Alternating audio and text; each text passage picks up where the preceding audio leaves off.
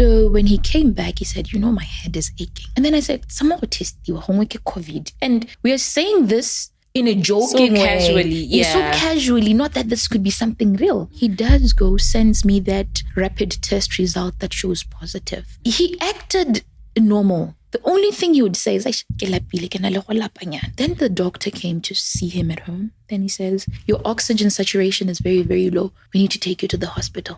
Hospital. That one day when the doctor said that, he came in the morning. For the first time, I realized this guy is tired. That was the last day I saw my husband. I was...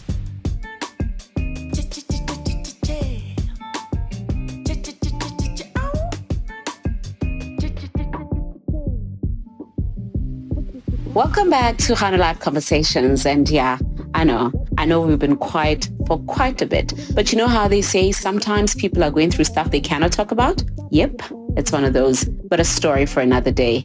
Now, in this week's GaonaLive Conversation, Tasha shares her heart-wrenching story of losing her husband to COVID, something she never saw coming, and how she went on to struggle to accept her loss for a whole year while navigating parenting their 2 kids. Her resilience is truly admirable, and how everything unfolded proves that indeed the will of God will not take you where the grace of God cannot sustain you. Let's listen in. Trish, thank you so much for joining me today for this conversation.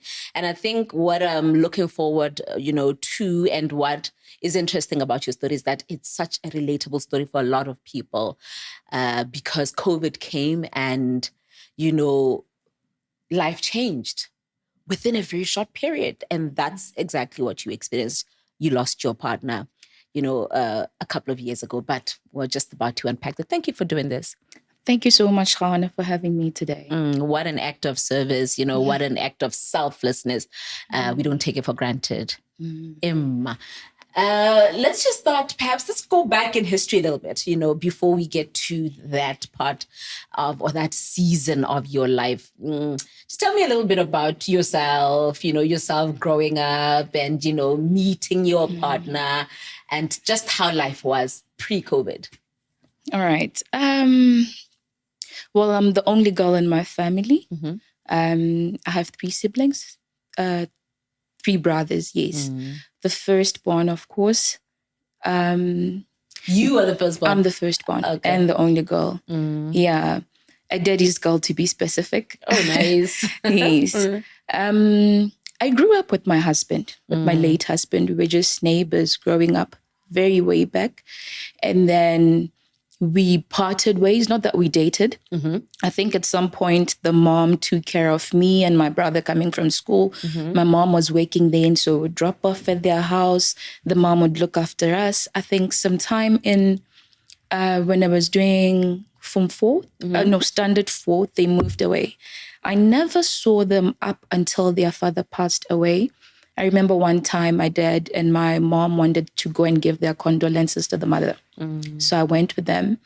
And when I get there, I see him. I'm like, oh, Spencer is really grown. But this guy, Spencer's not looking nice at all. So that's the conversation in the car. And then my mom says, these guys are all huge. My dad says, it's funny how you guys are speaking of this guy. Your kids, do you think your kids look prettier?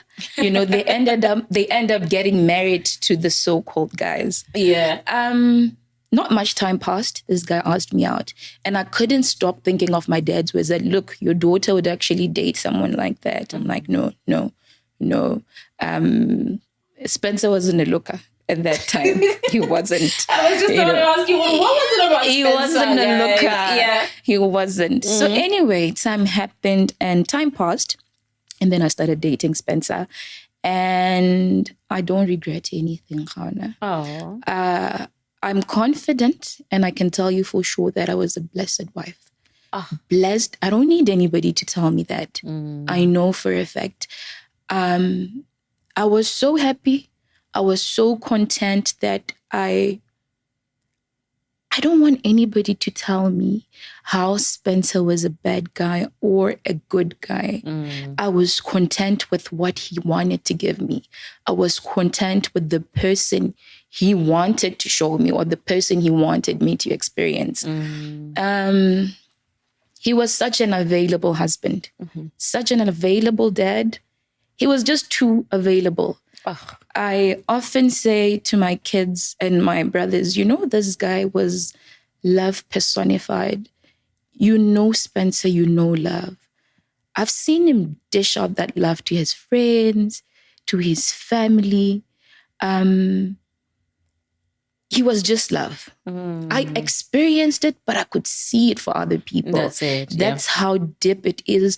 That's how much I can never forget him. Yeah. Like if it's a book, I think it's the largest chapter of the book, or it's the beginning, it's the end. It's just that book itself. And I was just about to ask you, but I think you touched on it. I was going to ask you, did you realize just how great, you had it post, his passing on? Or was this you even during the marriage, you know what I mean, while you were with him? But I think, what you're saying, also just experiencing it with him, with people around him, but perhaps you can just, just touch on that. Yeah. Honestly, like any other couples, I wouldn't say we fought much. We were together for 7 years.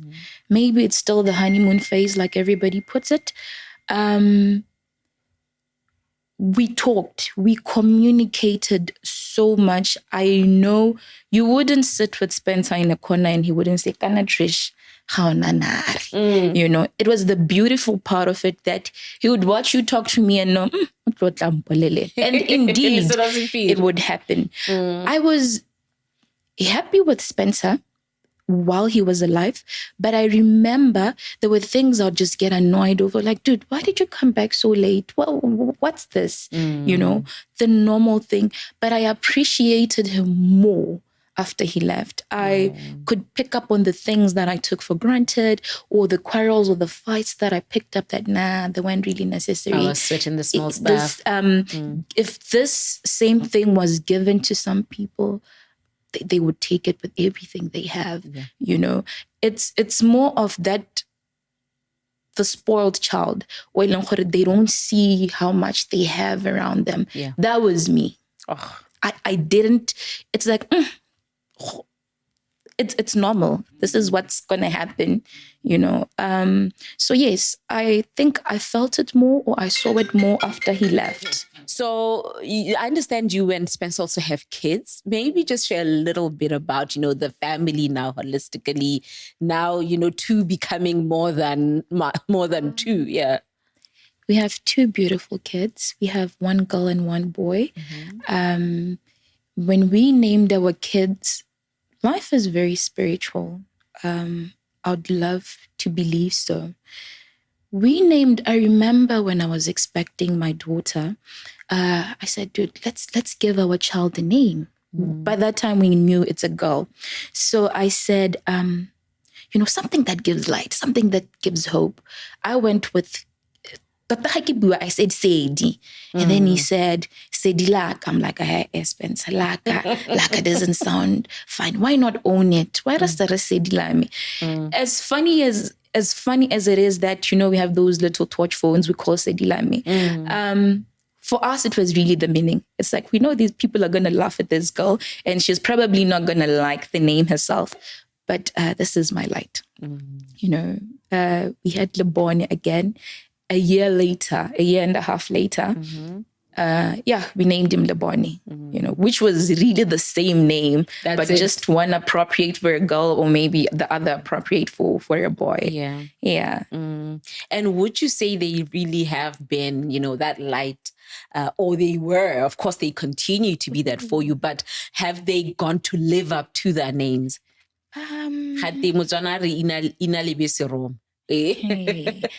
I think so, Hawana. Why? Because I had birth complications when I gave birth to Sedi.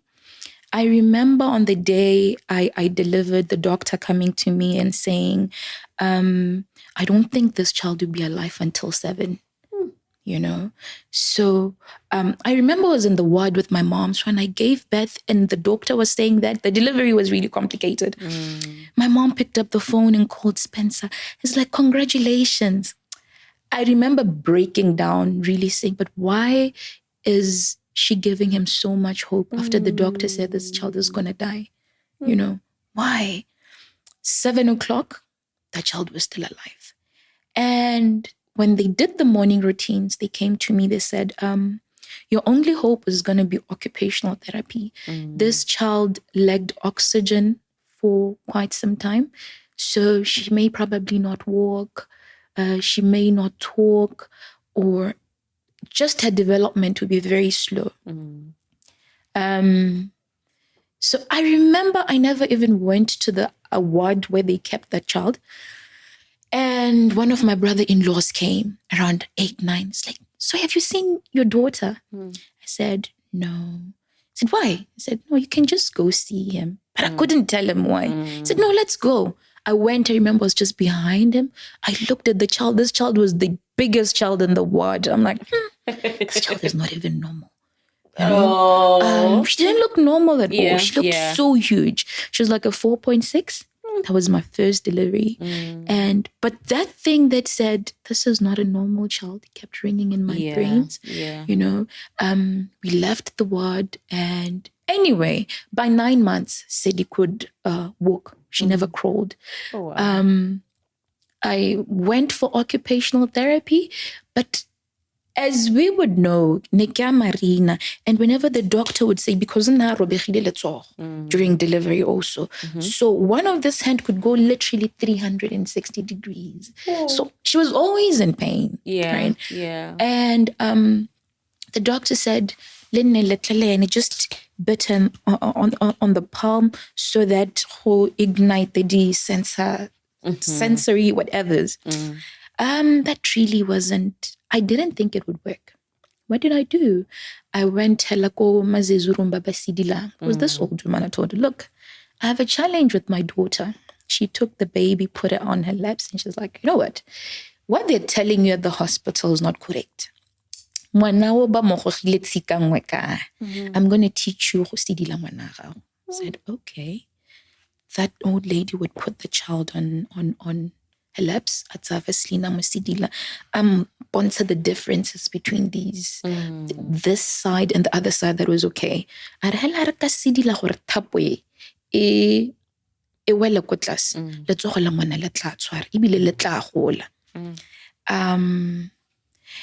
would go with her, and every time we're there, no paracetamol because she'd be in pain. But we did that. I gave birth to Sadie on the 27th of October. That hand did not function at all. I remember on the 1st of January one time, I screamed, I cried, I was alone. I called my mom and said, Mom, Trish, did you really see Horekelefe? I'm like, Mama, it was just a small movement. I'm like, she didn't want to kill my hope. She said, okay, I'll come. And, well, that was the beginning of everything. Sadie's hand started touching. The old woman said, no, just continue. Don't do it every day.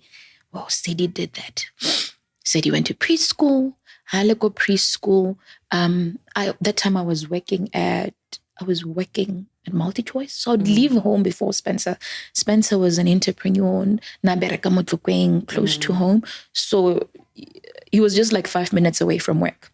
So I'd say, Spencer, go school. And daddy doesn't drop the child at school. They do by the time I come back, by the time I come back, I'm thinking, it's a school. The head teacher calls me one time. How Sadie? You know this thing that you're doing with Sadie? Lira skip school. She's gonna be behind. Sadie skip school. Spencer, it's Sadie skipping school. Trish, Sadie, that's not true. So Spencer loved Sadie big time. About school, teacher, it's because I think Sadie is very, very smart. But this class of yours is delaying stage. But I didn't think much of that. But after a month, the school called us. I think we need to classing because I'm a draw back. Really? Yeah. Okay, say they are back with this class. Say do hora ro to this to habedi. Ha ke tshwanetse re se dia go simolla standard a tsene mo receptioning go hibiscus. By mistake, ebe ba mo tsenya in the standard 1 exam, the entrance exam. Yeah. The teacher realizes gore ngwana o palwa ke go bala. Tla ke mo ha a verbal test. Be ba mo ha a verbal test. Sedi aced it. Bantamarma said, Rokopodzinya said mo standard 1 trial. I said, no, let's come push it. Just leave more reception. Yeah. Like, no, just 2 weeks. 2 weeks, Hana turned into a month turned into 2 months. And, well, Sadie is doing very well. Wow. I look at their reports now and I'm always like, I wish Spencer was here. I know how much he would be bragging by. I told you guys. I told you. Yeah. That's really, so your story is so profound. I think, even just what you've shared, Helaleka, Sadie and your experience with Sadie, I think it speaks to something so critical, especially right now, which is us embracing our indigenous knowledge. I really love that. You were bold enough to embrace our indigenous knowledge and look at what it was able to do. But also, I think it just says you had a beautiful, happy, healthy, love and family. But let's take it now to the beginning of the pandemic. I remember we were all just so confused, sort of December, early 2020, hey, virus, hey, Wuhan, there's just so much happening. Take me back to that point. What is going on with you, and also at that point, is anything saying anybody could lose their life? You know what I mean? Because I remember nearly in a state of panic, but I don't think we could comprehend fully what kind of 180, was going to happen in our lives. So just take me back to that season. When COVID started, we were in a state of panic, just like everybody. Yeah. Spencer was a strong-minded person. At the infancy, the virus, no, this is a Chinese designed item. Trish, COVID. Like, maybe there is COVID. COVID, Trish. That was his strongest belief. And I remember at some point, because they would have somebody over and I'm like, I'm very uncomfortable about these people coming here. COVID dispenser. And we lost a couple of people. It started sinking in that there really is COVID, even for him, but there really is COVID. This thing is real. I remember he lost a very close friend, had to go bury him. Now COVID was starting to sink in. But besides Spencer's, that friend of his, there was nobody else close before my husband that I could really relate to in terms of COVID. I remember he had taken a trip to South Africa with a fellow friend because his business involved him going there often. So when he came back, he said, my head is aching. I was at work. That time, even lockdown, and we're still going to work. And then I said, some test COVID. And we are saying this in a joking way. So casually, not that this could be something real. And he does sends me that rapid test result that shows positive. I'll be honest, the first excitement I had was like, woo. I said to him, I can send lockdowning. I can stop going to work. We're going to be home. I'm also tired. Everybody was home and I was going to work. So I'm like, looking forward to isolation. Yes. So I was quick to even show my boss, like, look, my husband has COVID, so I'm going to be home. We went home. This guy had no underlying ailments that I knew of. So we just know that he has COVID. He's putting on a mask. He was careful of his mask. Ke motho o tsoga mo ntlong a baja a ba go nna ko ntle mo letsatsing, tells the kids, guys, play as far as possible for me. Daddy's not feeling well. All these medications that people were taking, and with him, he actually had the injections. So I'd drive him. And I remember I drove him the entire time. I think there was a doctor by Sibele who was doing that. And he would say, come on, put on a mask. I'm like, we're not in your mask, Spence. So we reached almost, what was it, the safest period, day 10, day 7, day 8. So I'm starting to think, no, this guy is getting better. But I would only realize that when we go to the doctor, when he has to go up the stairs, he struggles to breathe. And Pamonella will chair, okay. We come back home. Spencer will act as if everything is fine. I'm just tired. He would just say, I need to rest. Let me rest a while. He could converse. Meanwhile, what symptoms does he have? Like, is he having these regular flu, like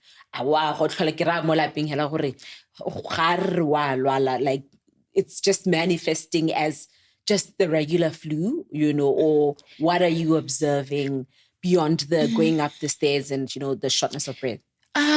Observations, he didn't have a severe flu or a severe cough. It's him just telling you that, guys, I think now I need to rest. I'm getting a bit tired. Okay. You want food? Yes. He was eating well, and he acted normal. The only thing he would say is, to the point that I even questioned myself today whether he wasn't really, really praised or he was acting strong for our sake, So when we got to day 8, I'm thinking, no, 9, this guy is okay, Then the doctor came to see him at home. Then he says, your oxygen saturation is very, very low. We need to take you to the hospital. That one day, when the doctor said that, he came in the morning. For the first time, I realized this guy is tired. He said to him, aren't you going to shower and then be back? And he said, I'm not showering. You're not showering. But Hanala COVID, I showered with him. I lived in the same room with him, It was a very lame thing. I would watch TV. I sleep in the other bedroom. So it wasn't isolation enough.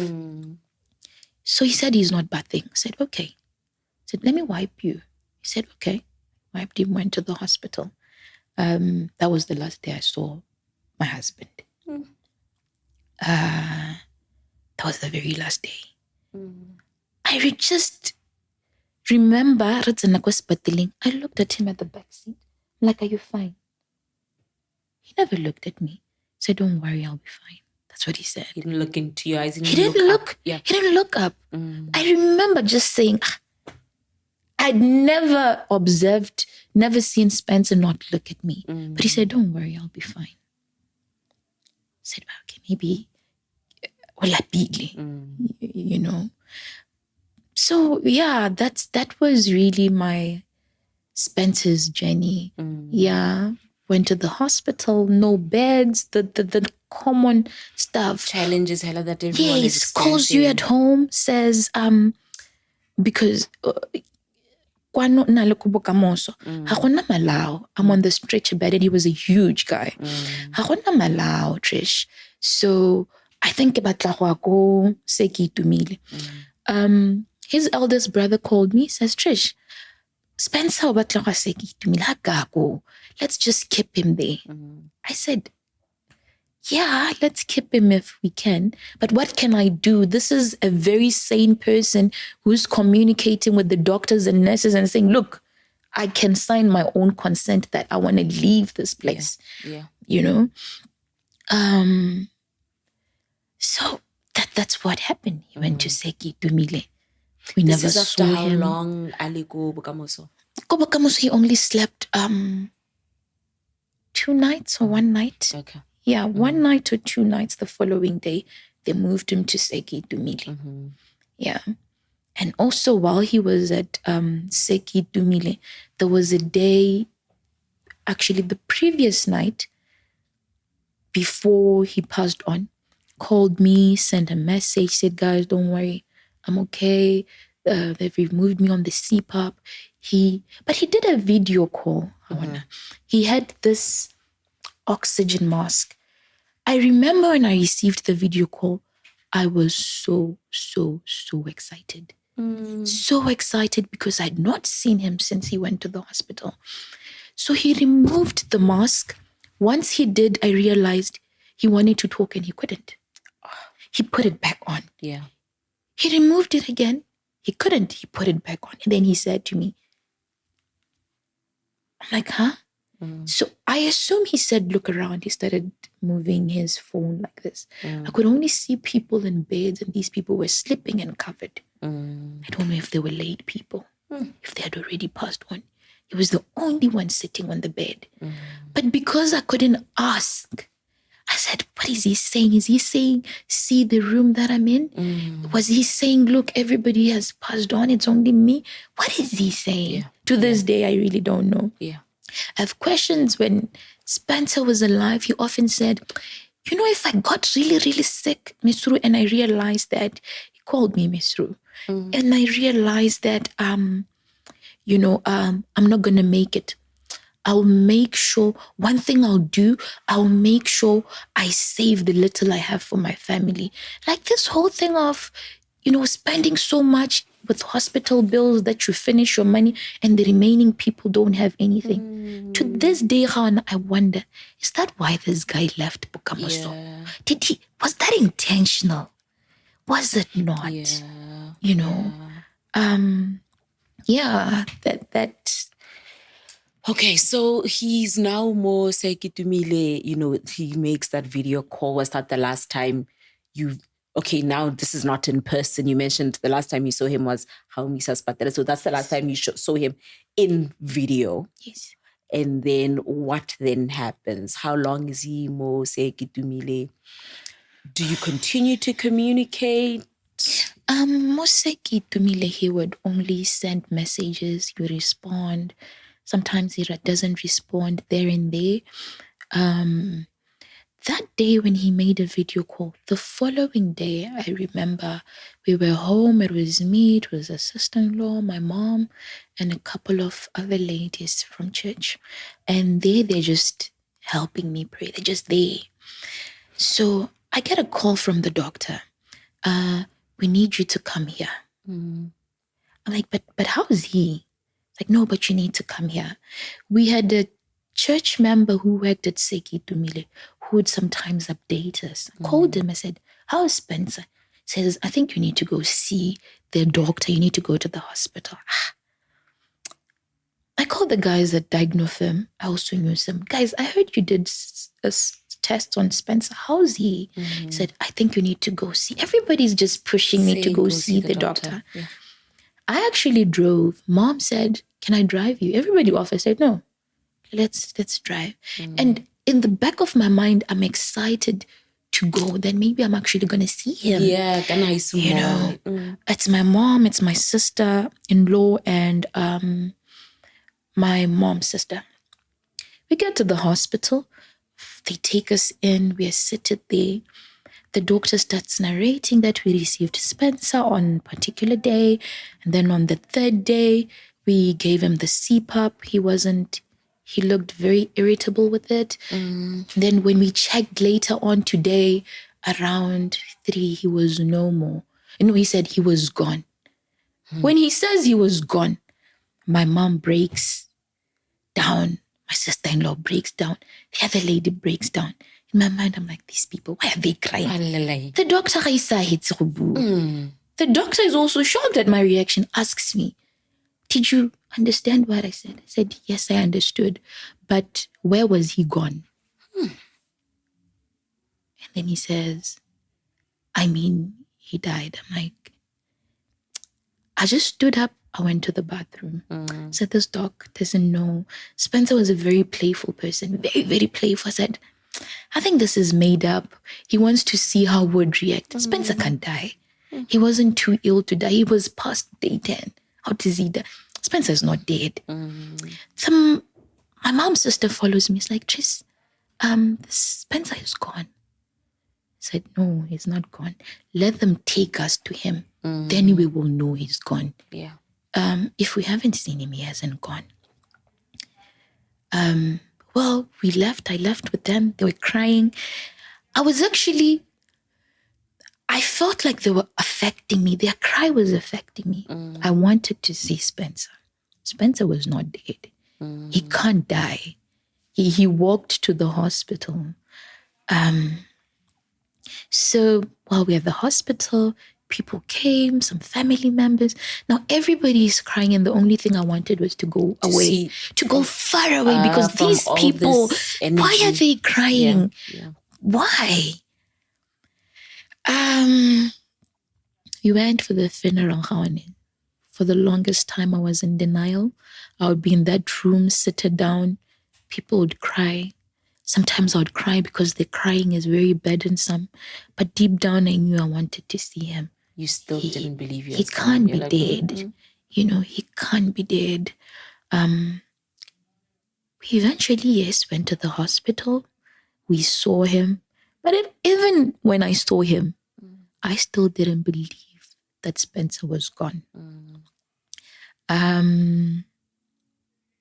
He can't have died like that. You know, it went on. I was in denial for the longest time. I was in denial for almost a year. I know that. And sometimes I would cry because my kids, they are very vocal, very opinionated. You know, I would cry for them that they lost their dad. I felt sorry for them that they'll never fully experience the person this guy was. I felt sorry for their future because I believed if that man was alive, the sky would have been the limit. I knew Sadie would have been that girl, you know, that girl who knows that I come from a home where there's love. Like, you can't do anything. My daddy is going to come. Yeah. So where's this girl going to get all this from? And that's you during the first year. I was actually going to ask you how you went on to break the news to the kids. You know, you're in denial. Like, this is the, you know, but getting home, seeing the kids, you know, how were you able, or who then broke the news to them, and what do you even say to them? When they came home, it was on the memorial, because while Spencer had the time that he was sick, there was a day I decided, let me take these kids to my brother's house. They're too exposed, because then there is no mask. As much as you say, play there, they don't. They want to jump on the bed with daddy. So he said, let's take them to my brother's house. So on the memorial service, they came. They find everybody in the yard.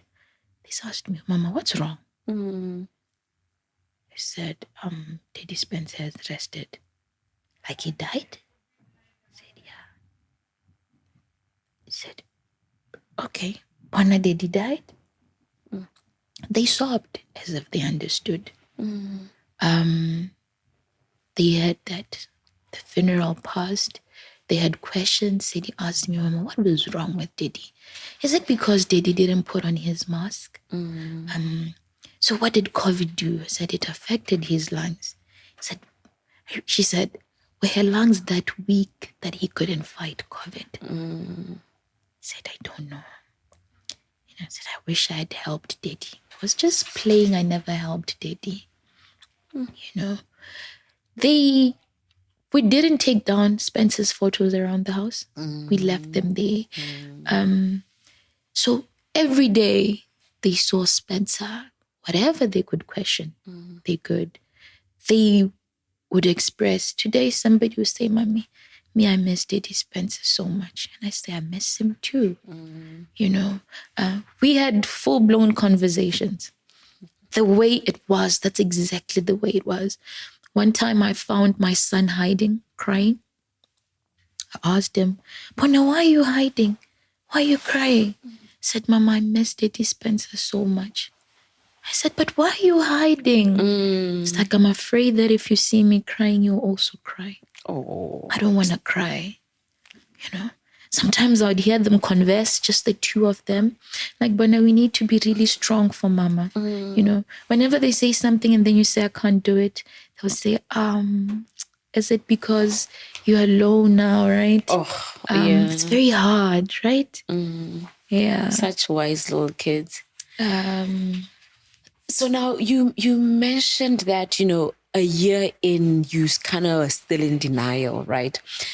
Are you feeling any kind of pain and like sorrow, or like you're saying, you know, at this stage you're still just, it's a, I'm midota. So I really want you to sort of unpack your emotions, your mental state, you know, during this year, because I'm assuming after a year something changed. I'll tell you, I have to start somewhere. You know, sometime end of June, one time, I was just feeling tired. So I came back from work very early and I just sat on my bed, started crying. For some reason, Spencer left work also early, came home. Oh, this is pre even, you know, him passing on. Is that get out of what you're talking What about I'm right talking now? is before him passing on. I want to explain why Yes, what I happened get in you. the year. I get you. So he came back from work also early, very early. And then he finds me at home. So he says to me, the moment he walks in, I said, Spencer, you know, I had a very weird vision. We took a bonny vision. And then he says to me, Trish, that is a reality. Batho ba ga rona ba swa misuru go lobaka ke ntse ke go ra ke re go signa life policy o gana mosediane. We need to go get that thing signed. And I don't know why sometimes I feel like I'm running out of time. I feel like I'm very behind. I ra go sign a life policy re ke tlhokagetse gone ha o bonontsure e re batho ba le gone ha. He was a very funny guy. E re batho ba le gone o bo le bizontsure kante ke irang ka 2 million one bana, you know. And then we laughed it off. Yeah. You know. And then we had a full-blown conversation about death, you know, we had a full conversation about death.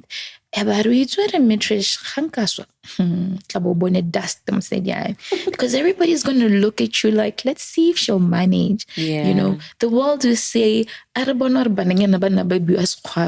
well, they continue, but we are school. So we love Hana, we laugh, and then he says, should I ever die, I want you to move on. And then I jump up and say, you're saying that because we are so to move on. Like, I don't know. I'm just saying you're young. You need to be smart. You know, you need to be smart about it. You need to make sure you find a partner who's like this, like this. You need to do this at work. You don't cry, Trish. How neatly diatlayan or forever. You know. So we spoke about that. So when the day before Spencer hospitaling, he said to me, Trish, bring your diary. And I said, I don't have it. I left it at work. That was in the morning. Around 6, he was so harsh. He's never been that harsh to me. He said, Trish, I said, get your diary. Because Spencer, he said, then get a piece of paper and a pen. To satisfy him, I pulled one ottoman in the bedroom. I sat there. I opened a drawer, got a piece of paper. Write it down. Ma, kana password ako tirong ele. Kana password ya phone name. Like, but I already know Trish. You will forget every single thing. I want you to refer back to the paper should you forget. I want you to be quick. Do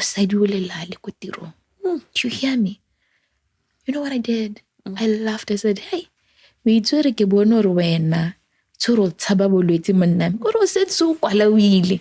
is me being sarcastic. He didn't laugh back as usual. He said, Trish, if I get better, we'll all be happy. If I don't, you'll know where to start off. So Hana, when Spencer passed on, the first thing I thought was, our kids, what am I going to do? There was work. There were workers at work. They needed to be paid. This is the guy. They understand. But you know, there was every other bill that needed to be paid that very month. I went into gear mode. Serious. I would wake up in the morning, drop my kids at work. I would go market the business. I would market it. I went far marketing that business. To the point that I'll just come home late in the night. I could not sleep. So I worked so hard. I lost all personal dreams or the visions that we shared. All I could just think was, I need to be there for Sedile Bona. You know, I need to be there for Sedile Bona. This is all I'm just trying to do. I had no life, basically. Holy weekend, I would make sure I've taken them to some extra curricular activity. I wanted to keep them so busy. Yeah. You know, such that whenever that thought, I knew Spencer is no more. I felt so much load that I had. What this is too much. But why, Spencer? I had questions. I wanted to ask him certain things. I wished that day when he made me write on a piece of paper, I should have asked him more. When you say I should go, what do you want me to do? Yeah. This guy was a powerful guy. He was young, but he was robust in terms of business. He had a big personality. If he walked in this room, we would all feel his presence. You get it? Yeah. So I walked in that year, safeguarded Dilonyan. You know, it deprived me the opportunity to grieve. It would come, you know. Rest assured, it would come. Whenever I have to travel with the kids, it would come. But again, I don't know more.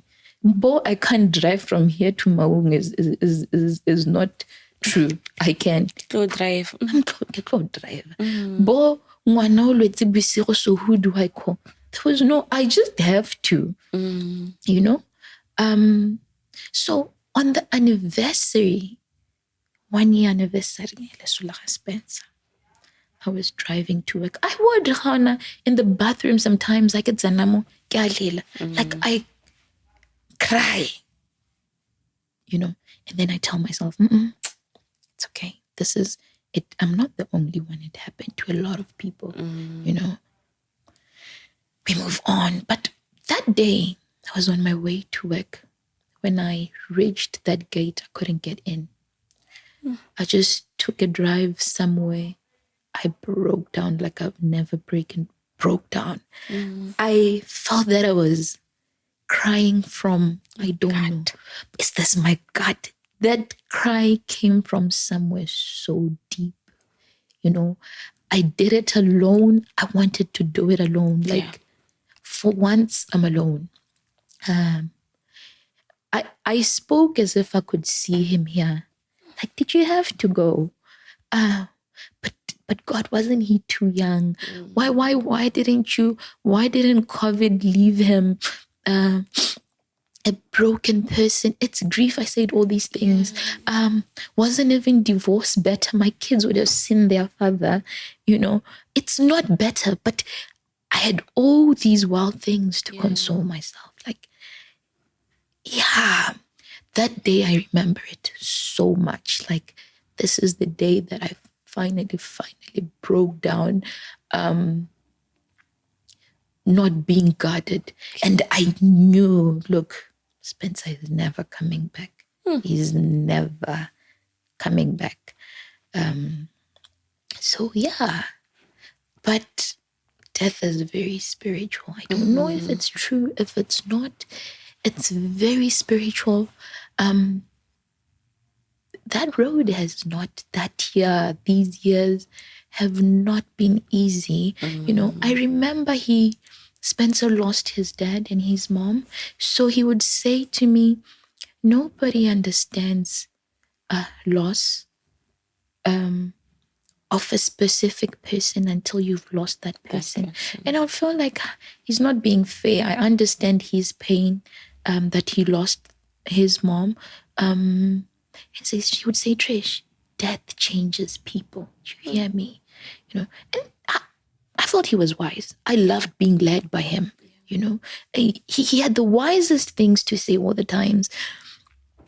And sometimes I wish I could tell him, dude, you were right. Death changes people. I'm a whole different person, you know. I'm going to take you back there because you mentioned something, and I've heard this before. And I've always just thought, okay, you know, people are just, you know what I mean? You mentioned the fact that, you know, the time you dropped him off or you took him to the hospital, you remember he was in the backseat. You asked him if he's okay. He didn't look at you. I remember actually somebody, you know, I interviewed here spoke about exactly that. She says the mom didn't look her in the eyes and do you think that's an actual thing? Do you think that moment meant something? Do you think Spencer knew that he was going? Or could it have just been so like anybody got do you know what I mean? How have you decoded all of those messages? Him him not looking at you in the eyes, the showing you that 360 view of the room. The way I actually decode all these messages, my translation is death is spiritual. We have all these signs around us, but we don't know what they mean. Spencer's death taught me that I was too young to know that. Why did I just write those things down? Because you know what? At some point I went back to that paper. I did go there. Why did I not know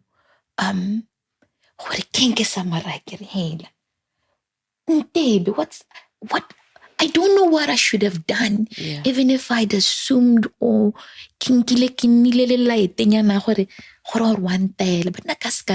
because there was nothing else that said you know.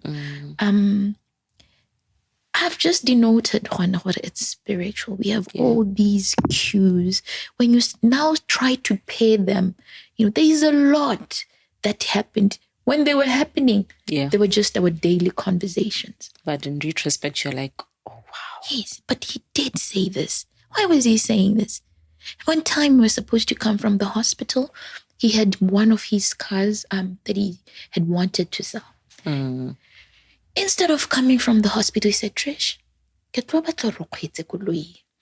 and he said that. If you give these guys, they'll sell it for you. You know, you get good money, you invest it back into the business, and I just said, oh, this guy's really sick. You know, we went this whole road. Okay. Nikki dude. But you know, all these things he was saying, Khan, are everything I did after he left. Oh, wow. When people say to me, Trish, you're strong, I'm like, no, I'm not strong. I was doing what had to be done. This conversation was done at some point, you know, but that time it was just the conversation. Or at other points, I just felt like I spent a while like be someone. Because he did talk, yes. He was a talker. So I was like, where's this conversation coming from now? You know? But I'll tell you, when he left, wherever I started off is something he had said. Oh, wow. I didn't think of anything new. Yeah. It's everything he had started, he had said to me. You know, it all came back. Like, okay, one day you're just sitting, something flashes. Like, no, this guy said to me, it's not wise to do this. The wisest thing would be to do this. Hey, when life gets hard, you quickly adjust. It's pointless to live, to get this going, to have this. Akanya ngwana tsena go go turang teng, and o batla go kopa motho 20,000 was school fees. Does that make sense? And you're like, nah, it doesn't make sense. So those are the first things somebody does when you're not sure where you're going. Wow.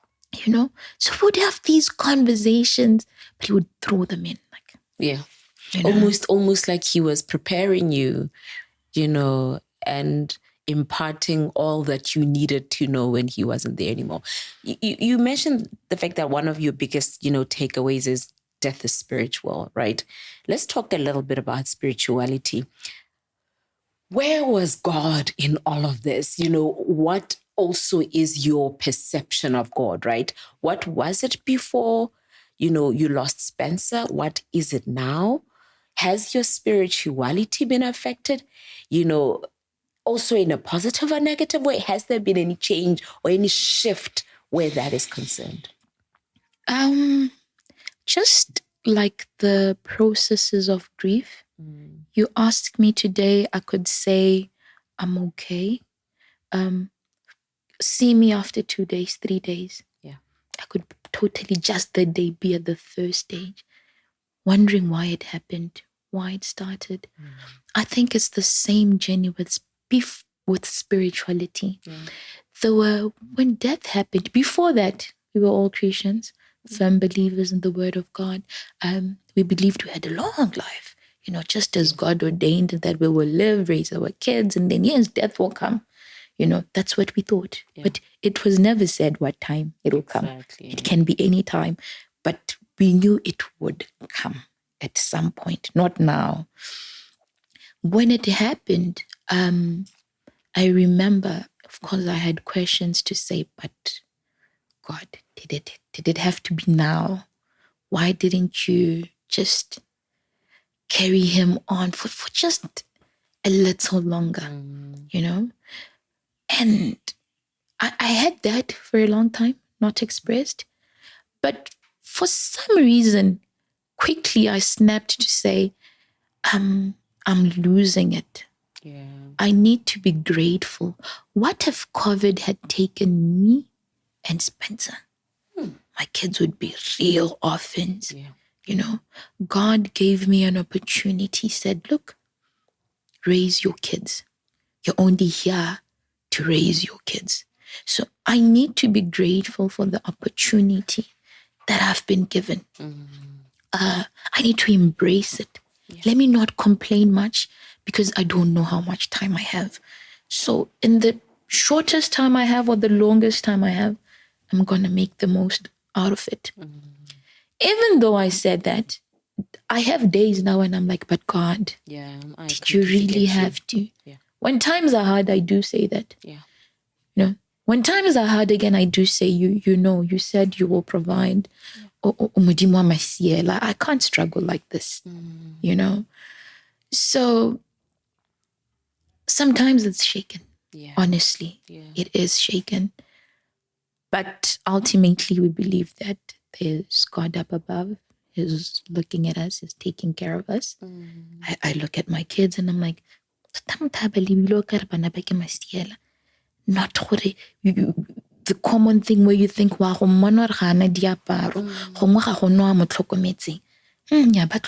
God got us. God has it. He's got our back. Yeah. Yeah. Now, and maybe I'm being a little unfair, to ask this, but, I think from the outside, especially because COVID came and it shook, the world, like globally, things were shaken, right? Thousands and thousands and thousands and thousands of people lost their lives. So it's almost like, COVID stole from us because in such a short period, so many lives were lost. How do you yet again, decode this whole thing? Do you, especially now also having realized just how spiritual death is, with your now individual experience, realizing almost like, wow, it's almost like this guy was preparing me. Even prior to him falling sick, it almost seems like everything that was happening was preparing me for this moment or for this season, right? So do you think things happened just as they should have?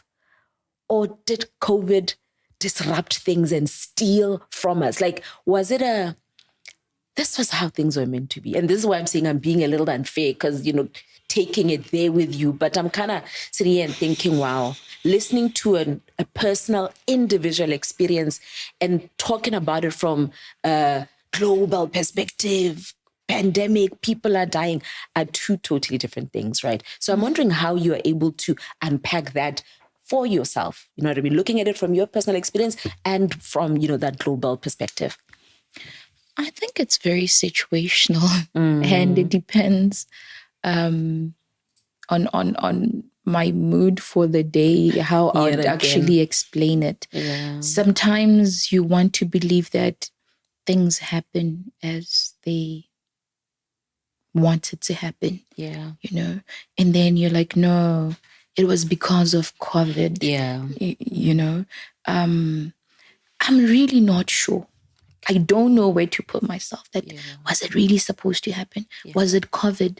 So maybe if there was no COVID, why did other people survive and why didn't others survive? Mm-hmm. Why did other people with underlying conditions, they had COVID, but still they came out of it proper? Mm-hmm. Others had nothing, but they didn't make it.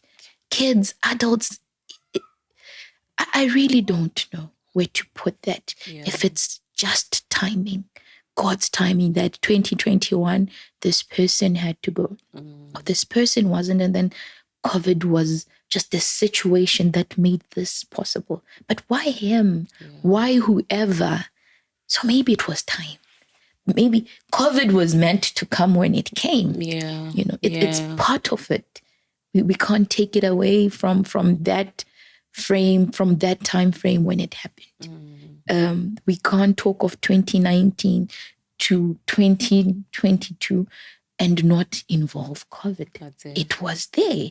So it was time. Absolutely. I hear you. Yeah. I hear you.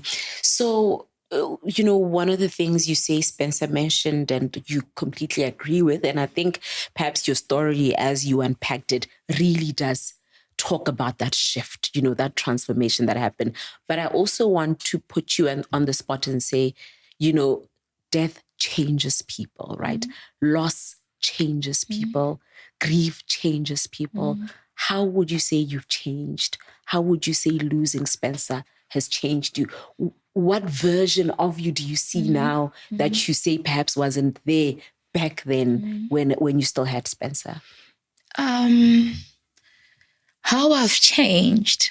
I've changed in a lot of ways, hey? I was a very obedient person. I wanted everybody's opinion. I wanted my people around me. I wanted your opinion on something. That includes my mom, my dad, my brothers. I wanted their opinions. Now I don't, not all the times. I find myself making decisions, and actually when they want to contribute to those, I'm like, no, they don't know. They don't know where I'm going. They don't know where I'm coming from. They don't understand. They should just let me be. I want to make decisions for my kids, and mom feels, no, but you couldn't have done. I'm like, no. The way I see life and I value certain things and the way you do, they are different. I'm not leaving things for tomorrow. I want to do something. I want to do it. I'm not going to be there and saying, let me wait a little while. Maybe if I want to, I want to. I care less, honestly, of people's opinions. I care less. That's unlike me. Prior to this widow journey. Then I minded, but no, I also don't want people to judge me like this. But now, no. I make a decision. I just do it. I'm bolder. I don't really wait. Prior, I think the way I knocked certain doors was different. Now I kind of bang a little harder because I must get this. This is what I need. Yeah. This is what's gonna help me. You know, if something helps me, I get it from her and I'll ask for it. I'll ask. I'll tell you, look, I'm in the pits right now. Do you think you can? Or you can? What do you think I should do? You know, it's not so much of your approval. It's I'm looking for ideas. What is it I need to do? Yeah. I am bolder, for sure, I know. Wow. You know, yeah, I think that's as much as I've That's deep. That's deep. Now, as we wrap up, of course, a lot of women, you know, found themselves in your shoes, in similar shoes, you know, during the, you know, pandemic, post the pandemic, and of course, some even prior. Right now, of course, we're talking about what transpired due to a pandemic, but there are people who've been carrying this grief for, you know, decades, and you know they aren't able to still walk and, you know, talk and conquer the way, you know, you are able to. I know you mentioned that you are not strong. You are doing what has to be done, right? The grace of God is taking you where it needs to take you to survive. But what would your message to widows be? What would your message to people who have lost, who are currently undergoing, you know, grief? What would that message be? Grief is a personal experience. Nobody tells you how to live it. Nobody tells you where it starts. Nobody tells you where it ends. You can only feel it. The reality is that person is not coming back. More often we live life doing things to say, maybe this is what he would approve of. But maybe what he would approve of will not work for you. Yeah. A very big example, Spencer would have wanted to take his kids to the best school. To the best. That was his dream. I want to take my kids to the best school because I never got such an opportunity. But me being a single parent, I can't live in Spencer's shoes. It's impossible. You know, the longer I try to live in that, life will only become harder. You know, so accepting it, doing what you can, what's best for you, what's best for your family. A healthier you and a happy you is a healthier parent for your kids or for the family that you have at that point. But if we live too long in that grieving process, we will only also have broken families. They take it from us. You know, they take it. When I'm feeling sad, you can tell the mood in the house changes. When you're happy, these kids are lively. They go to school. They see themselves as equals to other people. You know, they understand death. Talk about it. Talk about it. There's nothing wrong with you when you lose a partner. That's another thing we feel so often, that maybe I'm cursed. Maybe something is really wrong. You're not the only one. It happens to everyone and anyone at any day or any time. So live your truth, honestly. I think that's what I want to say. Trish, thank you so much for doing this. You know, what a ray of light you are. Thank you so much for doing this. I know for a fact that, you know, a lot of people, as I mentioned at the beginning, will find this relatable, but I also know that this will ignite healing for, you know, a lot of people who will watch this. So thank you. Thank you so much for doing this. And I wish you, you know, healing. I wish you a fruitful, happy life. And I wish you all the best, you know, with all your endeavors. Thank you. Thank you so much. Thank you very much. Something interesting about your name. I think let's just end it with that. You know, your name is very interesting. So I think just unpack it for us. Okay. My name is Trish. It actually means gift of life. Yes. And that's exactly what you are. I should be. Yeah. Yes. Very interesting. Thank you, Trish, and enjoy the rest of your day. Thank you so much. All right. Now, thank you very much for tuning in to this episode. And don't forget to share, to comment, like, and subscribe. And if you'd also like to share your story, you can DM the GaonaLive or GaonaLive Conversations pages on Facebook, or just email GaonaLiveConversations@gmail.com. Catch you on the next episode.